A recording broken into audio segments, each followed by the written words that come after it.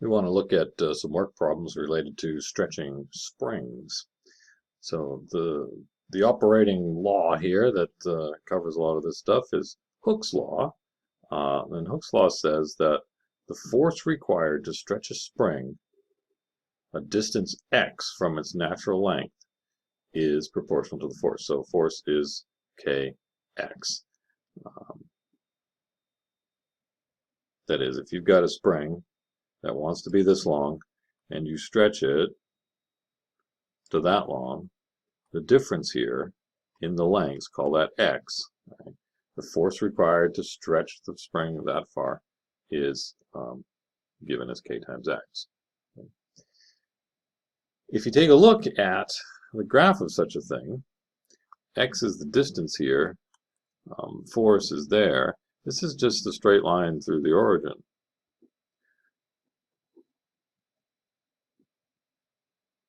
But this is precisely what we want to look at when we're calculating work. Right? That is, when you start stretching the spring, there's only a little bit of force that it takes to stretch it. So that little bit of force times a little bit of stretch is a little bit of work.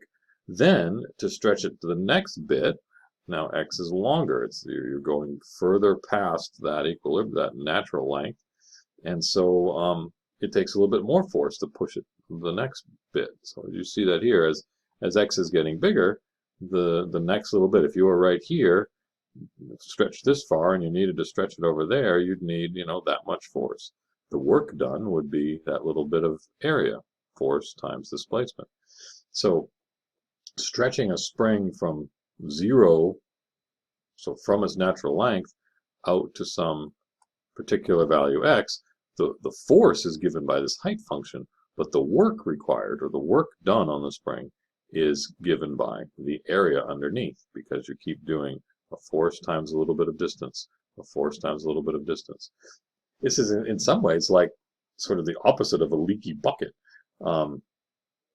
As you're lifting a leaky bucket, it's getting lighter and lighter.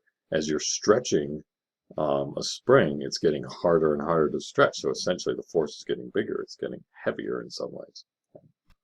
So if I want to calculate the work in stretching the spring from any particular point, let's say A, to some other point B, then the work done is the area underneath that force function.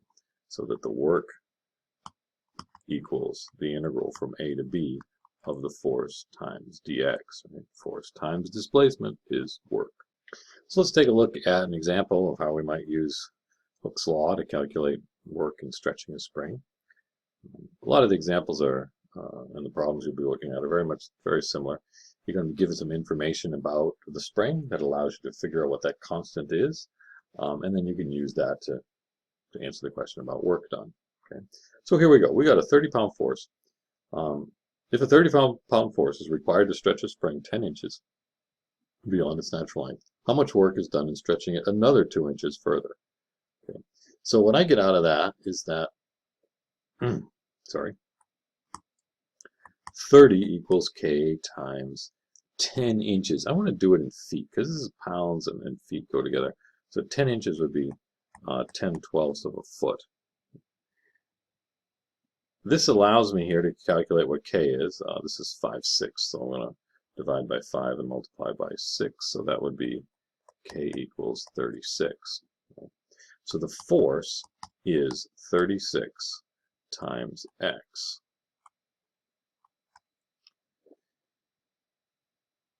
What I'm asking for here is how much work is done in stretching it from 10 inches, 2 inches past that, to 12 inches. So I'm going to be going from 5/6 of an inch, 5/6 of a foot to a foot. And the force is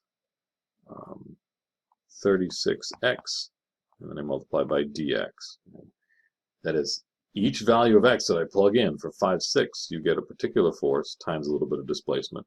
And then you go to get a little bit bigger than 5/6, you plug that in, times 36, that's a force times a little bit of displacement. And you keep doing that and adding them all up for all the values of x between 5/6 and 1. And this is the work done. Okay.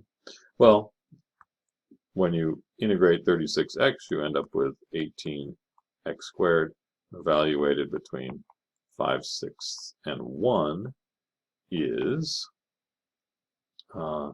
that's 18 times 1 squared minus 18 times 5/6 squared. Well, 6 squared is 36, and 18 cancels with 36, leaving a 2. So this looks like an 18 minus 25 divided by 2 is 12.5, for a grand total of 5.5 foot-pounds of work.